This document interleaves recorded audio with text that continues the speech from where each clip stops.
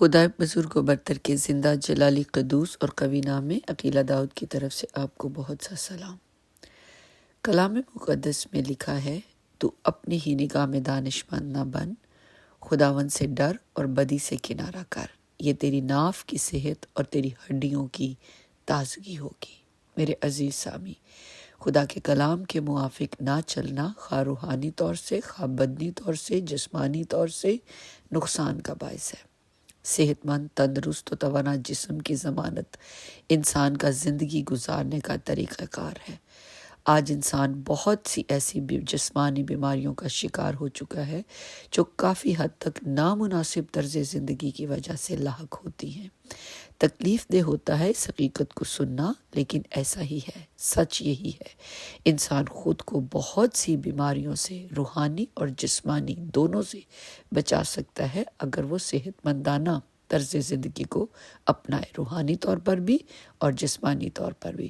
خداوند کے خوف میں چلنا، روح القدس کی رہنمائی میں چلنا بلا شبہ حکمت اور دانش سکھاتا ہے۔ نہ صرف روحانی بلکہ جسمانی صحت و ترقی کا برقرار رہنا بھی نہایت ضروری ہے۔ تیسرا یوحنا اس کے پہلے باب کی دوسری آیت میں مرقوم ہے، اے پیارے، جس طرح تو روحانی ترقی کر رہا ہے اسی طرح تو سب باتوں میں ترقی کرے اور تندرست رہے۔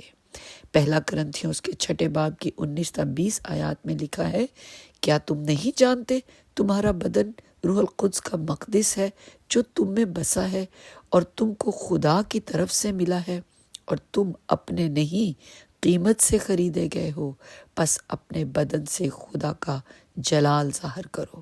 میرے عزیز سامی، بلا شبہ زندگی، موت، صحت، تندرستی خدا کے فضل اور اس کی مرضی کے موافق ملتی ہے، لیکن کلام خدا ہمیں یہ بھی سکھاتا ہے ہم پر بھی کسی حد تک اچھی جسمانی صحت کو برقرار رکھنے کی ذمہ داری عائد ہوتی ہے۔ شوگر، بلڈ پریشر، ذہنی اضطرابیاں یعنی انگزائٹی، ڈپریشن، جگر کی بیماریاں، ایڈز، وزن کا بڑھ جانا جو کہ جوڑوں کے درد کا اور بہت سی دوسری بیماریوں کا موجب بن جاتا ہے، یہ تمام اور کئی اور جسمانی بیماریاں مضر صحت انداز زندگی گزارنے کی بنا پر انسان کے جسم کو جکڑ لیتی ہیں۔ آج انسان نے خود کو بلا وجہ اور خام خواہ کی مصروفیات میں اور رشتوں میں الجھا رکھا ہے جو روحانی تعمیر و ترقی پر غیر صحت مندانہ اثر ڈال رہے ہیں، کیونکہ جسمانی صحت بہت سی روحانی تعمیری کام و خدمات کو انجام دینے کی اجازت نہیں دے رہی۔ وقت کی پابندی اور قدر نہیں رہ گئی، راتوں کو جاگنا، دن کو سونا، باقاعدگی اور ترتیب برقرار رکھنے کی کوئی تدبیر نہ کرنا، اپنے اوپر بلا وجہ کے معاملات کو مسلط کر لینا، اپنے آپ کو بہت سے ایسے معاملات میں جس سے کچھ لینا دینا نہیں ان میں الجھا لینا، کسی جسمانی ورزش کو روزمرہ کی زندگی کا حصہ نہ بنانا، صحت مند سوچ کے حامل نہ ہونا اور صحت مند متوازن غذا کو نہ حاصل کرنا۔ کلام مقدس میں پہلا کرنتھیوں اس کے 10 باب کی 31ویں آیت میں لکھا ہے، پس تم کھاؤ پیو جو کچھ کرو وہ سب خدا کے جلال کے لیے کرو، یعنی حکمت اور دانش کے ساتھ، اور پھر اس کا استعمال بھی حکمت اور دانش سے خدا کے جلال کے لیے کرو۔ میرے عزیز سامی، صحت ہے، زندگی ہے تو سب کچھ ہے۔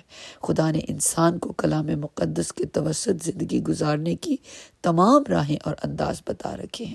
اس نے ہمیں بنایا تاکہ ہم ہر طرح سے اپنے اعمال اور اپنے ایمان کے وسیلہ اس ہی کے نام کو جلال دیں، روحانی اور جسمانی دونوں لحاظ سے، اور الہی حکمت کا تقاضا ہے روح اور عقل سے چلا جائے۔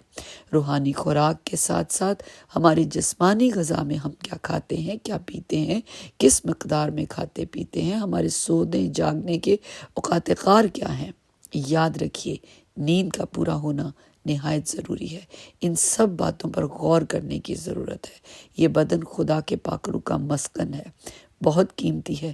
اس کی حفاظت ہمیں خود بھی کرنی ہے تاکہ خدا کی خدمت اور دنیاوی ذمہ داریوں کے ساتھ ساتھ روحانی ذمہ داریوں کو پوری جانفشانی سے ادا کر سکیں۔ آمین۔